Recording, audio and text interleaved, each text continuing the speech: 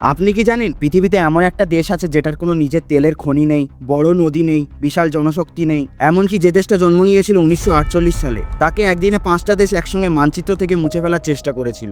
Iran বারবার ঘোষণা দিয়েছে আমরা এই দেশকে পুরো পৃথিবীর বুক থেকে মুছে ফেলবো। গত 50 বছর এই দেশটা একটা নয়, দুটো নয়, 6টা যুদ্ধ লড়েছে। তাহলে প্রশ্ন হলো, জল নেই, তেল নেই, প্রাকৃতিক সম্পদ নেই, বিশাল সেনাবাহিনী নেই, তার সত্ত্বেও এই দেশটা কিভাবে বিশ্বের অন্যতম শক্তিশালী, প্রযুক্তিগতভাবে সবচেয়ে উন্নত এবং সবচেয়ে বেশি স্টার্টআপ তৈরি করার দেশ হয়ে উঠলো? এতক্ষণে আপনি হয়তো বুঝে গেছেন আমি কোন দেশের কথা বলছি। জি হ্যাঁ, এই দেশটার নাম হলো ইসরায়েল। আজকে আমরা শুধু ইতিহাস পড়বো না, আজকে আমরা জানবো বুদ্ধি, শিক্ষা, উদ্ভাবন আর সঠিক সরকারি নীতি দিয়ে কিভাবে একটা ছোট্ট দেশ পুরো বিশ্বকে অবাক করে দিল। এবং সবচেয়ে গুরুত্বপূর্ণ প্রশ্ন হলো, আমরা মানে বাঙালি জাতি এই গল্প থেকে কি কি শিখতে পারি। সালটা 1948, ইসরায়েল সবে স্বাধীনতা ঘোষণা করেছে, কিন্তু সেই আনন্দ মাত্র কয়েক ঘন্টার, কারণ তার পরের দিনই মিশর, জর্ডন, সিরিয়া, ইরাক আর লেবানন একসঙ্গে এই 5টা দেশের সেনাবাহিনী ইসরায়েলের সীমান্তে এসে দাঁড়ালো। এখন আপনি একটু ভাবুন, নতুন একটা দেশ যার নিজের প্রশিক্ষিত সেনাবাহিনী ঠিক মতো নেই, পুরানো অস্ত্র, পর্যাপ্ত গুলি নেই, আর 5টা দেশ তাকে একসঙ্গে আক্রমণ করছে। তাহলে এই যুদ্ধে তো ইসরায়েলের হারার কথা, যুক্তি হিসাবে, সংখ্যার হিসাবে ইসরায়েলের তো টিকে না থাকার কথা। কিন্তু ইসরায়েলিরা একটা কাজ করলো যেটা ইতিহাসের পাতায় আজও হাসতে হাসতে লোক পড়ে। তাদের বোমা নেই, যুদ্ধ বিমান নেই, কিন্তু আছে পুরানো ছোট বিমান আর আছে খালি সোডার বোতল। ইসরায়েলি পাইলটরা সেই খালি সোডার বোতল বিমান থেকে ফেলতে শুরু করলো। বোতল পড়ার সময় বাতাসে শোঁ করে একটা ভয়ঙ্কর শব্দ শোনা যাচ্ছিল। নিচে থাকা আরব সৈন্যরা মনে করলো বোমা পড়ছে, আতঙ্কে সেনা ছত্রভঙ্গ হয়ে গেল। আর এটাকেই বলে সাইকোলজিক্যাল ওয়েলফেয়ার, অর্থাৎ মনস্তাত্ত্বিক যুদ্ধ। আপনি কি বুঝতে পারছেন, যে দেশটার কাছে বোমা কেনার পয়সা নেই সেই দেশটা খালি বোতল দিয়ে যুদ্ধ জিতেছে। এদিকে 1948 সালে জেরুজালেমে জলের সংকট এতটাই তীব্র হয়ে উঠেছিল যে ইসরায়েল সরকারকে একটা সিদ্ধান্ত নিতে হলো। প্রতি মানুষের জন্য দৈনিক সর্বোচ্চ 10 লিটার জল, হ্যাঁ মাত্র 10 লিটার, স্নান, রান্না, পান করা সব মিলিয়ে। আপনি এখন যে জলটা ব্যবহার করেন তার কত ভাগ হবে সেটা একটু ভাবুন। এই পরিস্থিতিতে যে দেশটা ছিল সেই দেশটা একদিন বিশ্বের কাছে জল সংরক্ষণের প্রযুক্তি শেখাবে। সেটা কিভাবে সেটা বলছি একটু পরে। সালটা 1961, ইসরায়েলের গোয়েন্দা সংস্থা মোসাদ একটা বিশেষ মিশনে একজন মানুষকে পাঠালো। তার নাম এলি কোহেন। এলি কোহেন সিরিয়াতে গেলেন একটা নতুন পরিচয় নিয়ে, আর ছদ্মনাম নিলেন কামেল আমিন থাবেত। আর পরিচয় একজন ধনী সিরিয়ান ব্যবসায়ী।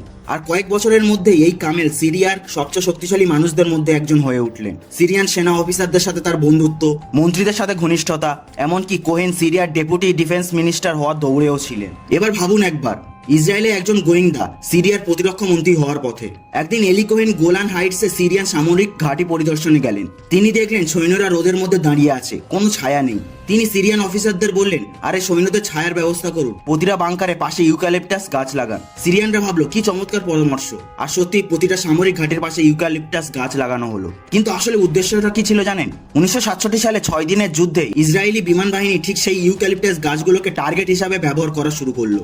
যেখানে গাছ সেখানে সিরিয়ান মিলিটারি বেস। 6 দিনের মধ্যেই ইসরায়েল, মিশর, জর্ডন আর সিরিয়াকে পরাজিত করলো। 1965 সালে এলি কোহেন ধরা পড়লো এবং সিরিয়া তাকে ফাঁসি দিল। কিন্তু তার দেওয়া এই তথ্যটা ইতিহাস বদলে দিয়েছে। এখন আপনাকে একটা প্রশ্ন করি, আমাদের স্কুলে কি শেখানো হয়? মুখস্থ করো, পরীক্ষায় লেখো, নাম্বার পাও। ইসরায়েলের স্কুলে কি শেখানো হয় জানেন? প্রশ্ন করো, সমস্যা খোঁজো, সমাধান বের করো। এই পার্থক্যটা সবকিছু বদলে দিয়েছে। ইসরায়েলের শিক্ষা ব্যবস্থায় একটা জিনিস নেই, এটা হবে না বলার সংস্কৃতি। সেখানে শেখানো হয় সমস্যা থাকলে সমাধান বের করতে হবে, সম্পদ না থাকলে বুদ্ধি দিয়ে কাজ করাতে হবে। মনে আছে 1948 সালে 10 লিটার জলের কথা?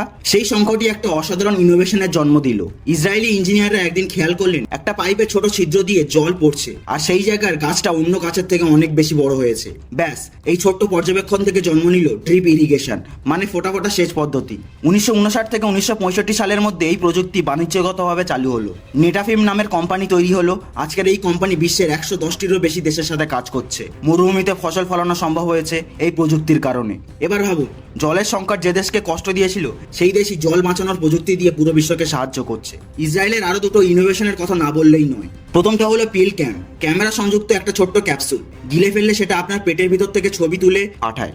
বড় অপারেশন ছাড়াই পাকস্থলীর ক্যান্সার ধরা পড়েছে এখন এই প্রযুক্তিতে। দ্বিতীয়টা হলো মোবিলাই, গাড়ির সেফটি সিস্টেম। আর্টিফিশিয়াল ইন্টেলিজেন্স দিয়ে দুর্ঘটনা এড়ানোর প্রযুক্তি। ইন্টেল এই কোম্পানিকে কিনেছে প্রায় $15 বিলিয়ন দিয়ে। আর সবচেয়ে বিখ্যাতটা হলো ইরন ডোম, রকেট আক্রমণ থেকে দেশকে রক্ষার জন্য তৈরি এই মিসাইল। আজকে বিশ্বের বিভিন্ন দেশে এই প্রযুক্তি কিনতে চায়। একটা দেশ যুদ্ধের মধ্যে টিকে থাকতে গিয়ে এমন প্রযুক্তি তৈরি করেছে যেটা এখন বিশ্ব ব্যবহার করছে। Necessity is the mother of innovation, এটার একটা প্রকৃষ্ট উদাহরণ। এবার আসে 1990 সালে, সোভিয়েত ইউনিয়ন ভেঙে পড়েছে, লক্ষ লক্ষ ইহুদি সোভিয়েত নাগরিক দেশ খুঁজছেন।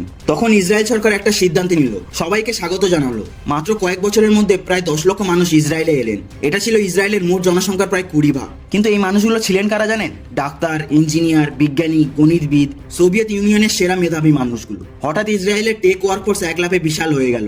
এই মানুষগুলো পরে ইসরায়েলের স্টার্টআপ বিপ্লবের মেরুদণ্ড হয়ে উঠলেন। তারপর আসে 1993 সালে, ইসরায়েল সরকার একটা অভূতপূর্ব সিদ্ধান্ত নিলেন। তারা $100 মিলিয়ন একটা ফান্ড তৈরি করলেন, নাম ইয়োজমা। হিব্রু ভাষায় ইয়োজমা মানে হচ্ছে ইনিশিয়েটিভ বা উদ্যোগ। এই ফান্ডের নিয়মটা ছিল অসাধারণ। যদি কোনো বিদেশি ভেঞ্চার ক্যাপিটাল কোম্পানি ইসরায়েলের স্টার্টআপে বিনিয়োগ করে, তাহলে সেই বিনিয়োগে 40% পর্যন্ত সরকার নিজের পকেট থেকে দেবে, ঝুঁকিও ভাগ নেবে। আর যদি সেই স্টার্টআপ সফল হয়, বিদেশি কোম্পানি চাইলে সরকারের অংশটুকু কিনে নিতে পারবে। এই একটা নীতি ইসরায়েলের ভেঞ্চার ক্যাপিটাল শিল্প শূন্য থেকে বিশাল করে তুললো। বায়োসেন্স নামে একটা কোম্পানির কথা বলি, যেটা ইয়োজমার মাধ্যমে বিনিয়োগ পেয়েছিল। পরে সেই কোম্পানিটা $500 মিলিয়ন বিক্রি হয়। একের পর এক গল্প তৈরি হতে লাগলো। ফলস্বরূপ আজ ইসরায়েল হয়ে উঠলো স্টার্টআপ নেশন। এতক্ষণে আপনি যেটা শুনলেন সেটা শুধু ইতিহাস নয়, এটা একটা রোড ম্যাপ। একটা ছোট্ট দেশ কিভাবে বুদ্ধি, পরিশ্রম আর সঠিক নীতি দিয়ে বিশ্বকে অবাক করে দিল। এবার আসছি পুরো গল্প থেকে আমরা কি কি শিখতে পারি। লেসন নাম্বার 1, হিউম্যান ক্যাপিটালই সবচেয়ে বড় সম্পদ। ইসরায়েলের কাছে তেল নেই, বড় নদী নেই, বিশাল জমি নেই, কিন্তু আছে শিক্ষিত, দক্ষ, সৃজনশীল মানুষ। আমাদের দেশের সবচেয়ে বড় সম্পদ কি? আমাদের তরুণ প্রজন্ম। কিন্তু আমরা কি তাদের সত্যিকার অর্থে প্রস্তুত করছি? শুধু সার্টিফিকেট না, সমস্যা সমাধানের দক্ষতা কি দিচ্ছি? মুখস্থের বদলে সত্যিকারের চিন্তা করতে কি শেখাচ্ছি? লেসন নাম্বার 2, সংকটকে সুযোগে পরিণত করা। ইসরায়েলের প্রতিটা সমস্যা, যেমন জলের সংকট, যুদ্ধ, শরণার্থী, প্রতিটা একটা উদ্ভাবনের জন্ম দিয়েছে। আমাদের সমস্যাও কম নয়। বন্যা হয়, খরা হয়, জলবায়ু পরিবর্তনের প্রভাব আছে। এই সমস্যাগুলো কি আমরা উদ্ভাবনের সুযোগ হিসেবে দেখতে পারি? লেসন নাম্বার 3, R&D-তে বিনিয়োগ। ইসরায়েল তার জিডিপির সর্বোচ্চ অংশ গবেষণা আর উন্নয়নে ব্যয় করে। পুরো বিশ্বে এই হার সবচেয়ে বেশি। একটা দেশ যখন আজকে লাভের চিন্তা না করে ভবিষ্যতের জন্য বিনিয়োগ করে, সেই দেশ তো এগিয়ে যাবেই। লেসন নাম্বার 4, সঠিক সরকারি নীতি। ইয়োজমা ফান্ডের গল্পটা মনে আছে? সরকার যখন উদ্যোক্তার পাশে দাঁড়ায়, ঝুঁকি ভাগ করে নেয়, তখন উদ্যোক্তারাও সাহস পায়, এগিয়ে আসে। আমাদের সরকার কি এই ধরনের ইকোসিস্টেম চালু করতে পারে? আর আমাদের উদ্যোক্তারাও কি এই ধরনের সহায়তা পাচ্ছে? কমেন্টে জানান। কিন্তু ইসরায়েলের এই উত্থান থেকে আমরা কিছু গভীর রাজনৈতিক শিক্ষাও নিতে পারি। লেসন নাম্বার 1, দীর্ঘমেয়াদী দৃষ্টিভঙ্গি। ইসরায়েলের নেতারা কখনো শুধু পরের নির্বাচনের কথা ভাবেননি, তারা ভেবেছেন পরের প্রজন্মের কথা। 1993 সালে ইয়োজমা ফান্ড তৈরি করেছিলেন। এর ফল পাওয়া গেছে 10 বছর পরে। আমাদের রাজনৈতিক নেতৃত্ব এই দীর্ঘমেয়াদী দৃষ্টিভঙ্গি রাখতে পারে। লেসন নাম্বার 2, মেধাকে সম্মান দিন। সোভিয়েত ইউনিয়ন থেকে আসা 10 লক্ষ মানুষকে ইসরায়েল গ্রহণ করেছিল। তারা শুধু সংখ্যাই বাড়েনি, তারা তাদের দক্ষতাকেও কাজে লাগিয়েছিল। আর আমাদের দেশের মেধাবীরা কি সেই সুযোগ পাচ্ছে? না, ব্রেন ড্রেন হয়ে সবাই বিদেশে চলে যাচ্ছে। আজকে আমরা দেখলাম কিভাবে একটা দেশ যার কাছে কিছুই ছিল না, জল ছিল না, তেল ছিল না, নিরাপত্তা ছিল না, জন্মের দিনই 5টা দেশ তাকে ধ্বংস করতে এসেছিল। কিন্তু সেই দেশটা আজকের বিশ্বের অন্যতম শক্তিশালী জাতি, কারণ তাদের ছিল বুদ্ধি, একতা, শিক্ষা আর দূরদর্শী নেতৃত্ব। ইসরায়েলের গল্প শুধু ইসরায়েলের না, এটা প্রমাণ করে সম্পদ দিয়ে নয়, মেধা দিয়ে মহান হওয়া যায়। এখন আপনার কাছে আমার একটাই প্রশ্ন, আমাদের দেশে পরবর্তী বড় ইনোভেশন কি হতে পারে আপনি মনে করেন? নিচে কমেন্ট করুন। যদি এই ভিডিওটা আপনার চিন্তাভাবনায় নতুন কিছু যোগ করে থাকে, তাহলে অবশ্যই এই ভিডিওটা লাইক করুন এবং সাবস্ক্রাইব করুন, এবং আপনার পরিবারের সবার সাথে এই ভিডিওটা শেয়ার করুন। দেখা হবে পরের ভিডিওতে। ভালো থাকবেন, সুস্থ থাকবেন, ধন্যবাদ।